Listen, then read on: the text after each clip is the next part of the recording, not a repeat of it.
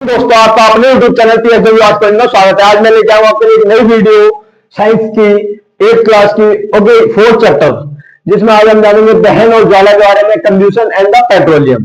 Okay, तो इसके बारे में हम जानेंगे आज इस चैप्टर में।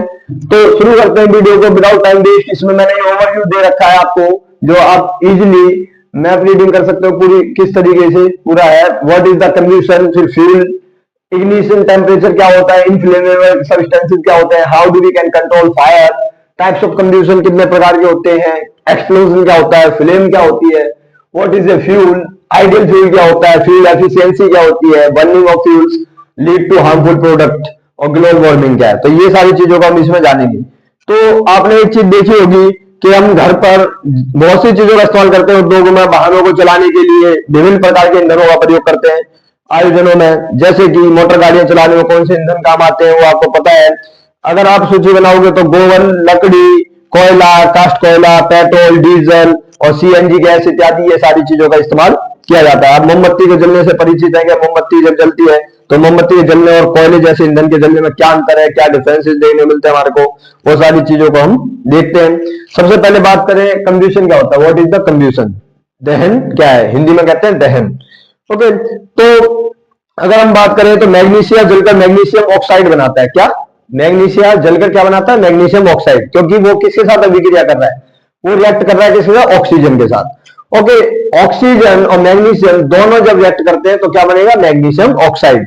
उष्मा तथा प्रकाश उत्पन्न करता है। इसी प्रकार का क्रियाकलाप अगर हम देखें दूसरी चीजों के साथ भी क्या हो सकता है, कोयले को हम देखें संडासी से पकड़ के जला के देखें तो कास्ट कोयले में वायु में जलता है, उससे जो कोयला जलकर कार्बन डाइऑक्साइड उत्पन्न करता है।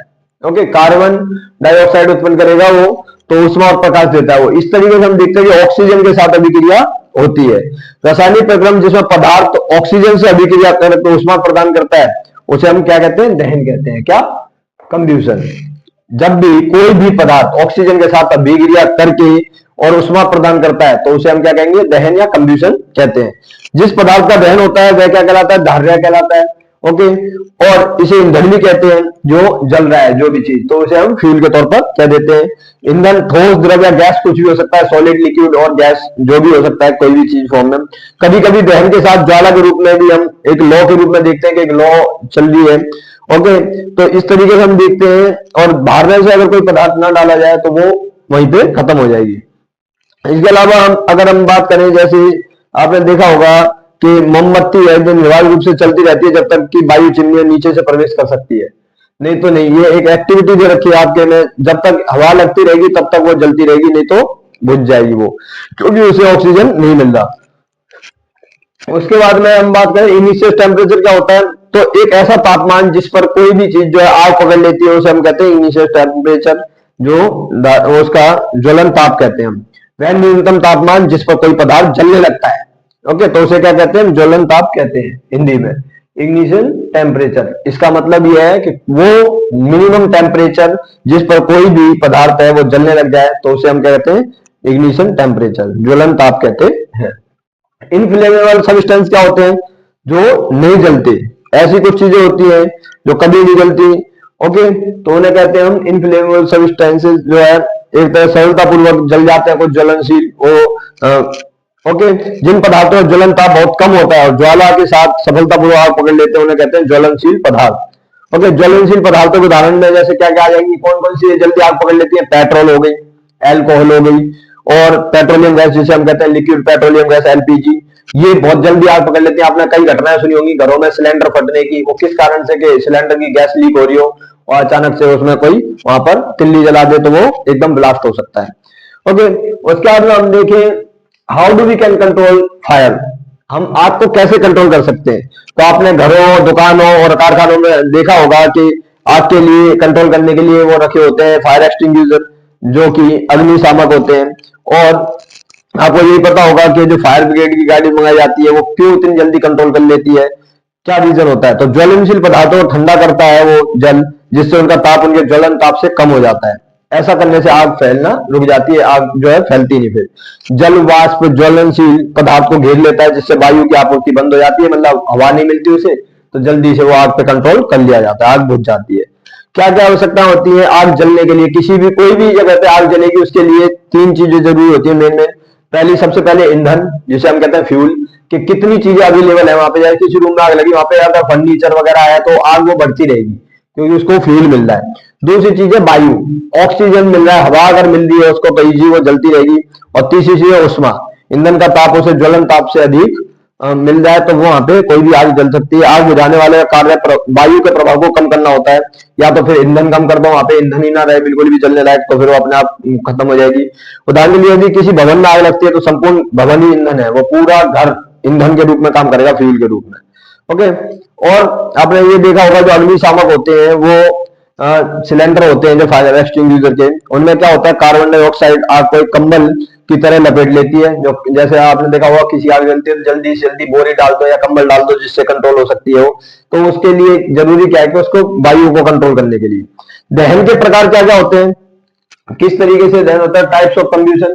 तो रैपिड कंब्यूशन होता है कि बहुत ही जल्दी आग जलती है, तो इस प्रकार का दहन जिसमें पदार्थ बिना किसी प्रत्यक्ष कारण के अचानक लपटों के साथ जल उठता है, एकदम तेजी तेजी से आग जल जाती है, उसे हम कहते हैं रैपिड कंब्यूशन। ओके। स्वत दहन कहलाता है ये, और जिसे हम कहते हैं तीव्र दहन। और स्पॉन्टेनियस है कि एकदम अपने आप जल जाए। ओके। और तीव्र दहन क्या होता है, उसमें प्रकाश उत्पन्न करती है, इस प्रकार का दहन तीव्र दहन कहलाता है, जो गैस तेजी से जलने लगती है, बहुत तेजी से आग पकड़ने वाली रैपिड कंब्यूशन। और स्पॉन्टेनियस कंब्यूशन क्या है, वो जो अचानक से अपने आप आग पकड़ ले कोई चीज। उसके अलावा हम देखें एक्सप्लोजन, विस्फोट किसे कहते हैं, विस्फोट। हमने देखा है त्योहार वगैरह पे आतिशबाजी वगैरह होती है, दिवाली पे बहुत ज्यादा बम पटाखे फोड़े जाते हैं। तो अभिक्रिया में कई बार क्या होता है, आकस्मिक अभिक्रिया से प्रकाश और ध्वनि और उष्मा तीनों अभिक्रिया कर लेती है और गैस बड़ी मात्रा में निकलती है एक जगह से। तो इस प्रकार की अभिक्रिया जो है विस्फोट कहलाती है। पटाखे पर दाव डालने पर भी विस्फोट हो जाता है, कई बार के पटाखे पे एकदम से दबाव पड़ता है वो विस्फोट कर देता है। ओके। तो उसे एक्सप्लोजन कहते हैं।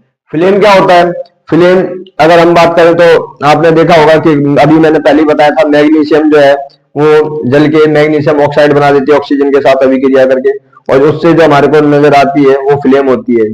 आपने गैस की रसोई देखी होगी, उसमें कई बार अलग अलग रंगों के रंग नजर आते हैं हमारे को, तो उसमें भी अलग अलग कलर हैं उसके कि किस तरीके से फ्लेम देखने को मिलती है हमारे को। उसके बाद में हम बात करें व्हाट इज ए फ्यूल। कोई भी चीज जो जलने योग्य है वो क्या कहलाती है, फ्यूल कहलाती है। चाहे वो कुछ भी हो सकता है, कोई भी चीज। ओके। उसे हम कहते हैं ईंधन। ईंधन क्या, लकड़ी है, कोयला है, या फिर पेट्रोल है, मिट्टी का तेल है, ये सब पदार्थ ईंधन के रूप में काम करते हैं। ओके। फ्यूल के तौर पे काम करते हैं। अच्छा ईंधन में है जो सहज उपलब्ध हो, मतलब तेजी में एकदम आग पकड़ ले, उसे कहते हैं। ये सस्ता होता है, वायु में सामान्य दर से सुगमता पूर्वक जलता है। आदर्श ईंधन माना जा सकता है, ऐसा कोई भी ईंधन नहीं है जिसे एक आदर्श ईंधन माना जा सके, क्योंकि सारी चीजें हमें ऐसा ईंधन ढूंढना चाहिए जो किसी विशिष्ट उपयोग की अधिकांश आवश्यकता पूरी करता हो, ज्यादा से ज्यादा जरूरतों को पूरे करते हो। अब ईंधन दक्षता क्या है, फ्यूल एफिशिएंसी। तो इसका आपको पता है, किसी ईंधन के 1 किलोग्राम के पूर्ण दहन से प्राप्त ऊष्मा ऊर्जा की मात्रा उसका ऊष्मीय मान कहलाती है। ईंधन के ऊष्मीय मान को किलो जूल में मापा जाता है, प्रति किलोग्राम के हिसाब से, किलो जूल के हिसाब से मापा जाता है। अब ईंधन के दहन से हानिकारक उत्पाद क्या क्या प्राप्त होते हैं हमारे को, burning of fuels lead to harmful product, क्या क्या चीजें निकलती हैं। तो ईंधन का बढ़ता हुआ उपभोग पर्यावरण पर हानिकारक प्रभाव डालते हुए लकड़ी है, कोयला है, पेट्रोल है, जैसे कार्बन ईंधन बिना जले कार्बन कण छोड़ते हैं, कार्बन के जो है वो छोड़ते हैं कण। यह सूक्ष्म कण खतरनाक प्रदूषक हो सकते हैं जिनसे प्रदूषण वगैरह फैले, जो दमा जैसे श्वास रोग उत्पन्न करते हैं, कि सांस वगैरह की बीमारी हो जाती है कई बार इन ईंधनों का। तो हम देखते हैं कि किस तरीके से जो है हमारे को फ्यूल एफिशिएंसी देखने को मिलती है। जो फ्यूल एफिशिएंसी होती है किसी की भी, कि कितनी तेजी में कोई चीज जो है आग पकड़ती है। ओके। ऊष्मीय मान कहलाता है जो है फ्यूल एफिशिएंसी, इस तरीके देखने मिलती है। फ्यूल एफिशिएंसी के ऊष्मीय मान क्या है उसका, burning of fuel lead to harmful product, कुछ हार्मफुल प्रोडक्ट निकल के आते हैं अगर हम जो है जला देते हैं किसी को भी। जो फ्यूल जलता है उससे क्या कार्बन ज्यादा मात्रा में निकलता है, कार्बन मोनोऑक्साइड, मीथेन एक्सेट्रा, जो भी गैसेस होती हैं वो रिलीज होती हैं, और वो गैस जो है हमारे इन्वायरमेंट के लिए बहुत ज्यादा हानिकारक होती है, जिससे पर्यावरण में प्रदूषण फैलता है। और ग्लोबल वार्मिंग जो हमने लास्ट टॉपिक रखा है, ग्लोबल वार्मिंग किस कारण फैल रही है, क्योंकि जो मीथेन, कार्बन डाइऑक्साइड और कार्बन मोनोऑक्साइड जो ये गैसेज है ये बहुत ज्यादा मात्रा में हो गई है, जिसके कारण एक दिन ऐसा हो जाएगा कि टेम्परेचर दिन बाय दिन बढ़ता जाएगा और सारी जो बर्फ है वो पिघल जाएगी और जो वाटर लेवल है वो अप हो जाएगा। वाटर लेवल अप होने के कारण क्या होगा, जो पानी वाले देश हैं, जहां पे तटीय देश है, वो सारे के सारे डूब सकते हैं, जैसे मालदीव है और बांग्लादेश है, इनका कुछ हिस्सा, इसके अलावा बाकी जो टापू वाले देश है जितने भी, उनको डूबने के चांसेस हैं। तो इस तरीके से हम देखते हैं कि जो कंबेशन एंड पेट्रोलियम का जो चैप्टर है, इसमें ये सारी चीजें हमारे देखने मिलती है। फ्यूल क्या है, फ्यूल कितने टाइप के होते हैं, सारी चीजों को हमने जाना है इसमें। ओके, तो ज्यादा से ज्यादा इस वीडियो को शेयर करना, चैनल को सब्सक्राइब करना, बेल आइकन को प्रेस करो ताकि आने वाली वीडियोस की नोटिफिकेशन आपको मिल सके। तो और भी चैप्टर जो है उनकी वीडियो भी आपको मिल जाएगी, प्ले लिस्ट में जाके आप ढूंढ सकते हो। तो थैंक यू गाइस, जय हिंद, जय भारत।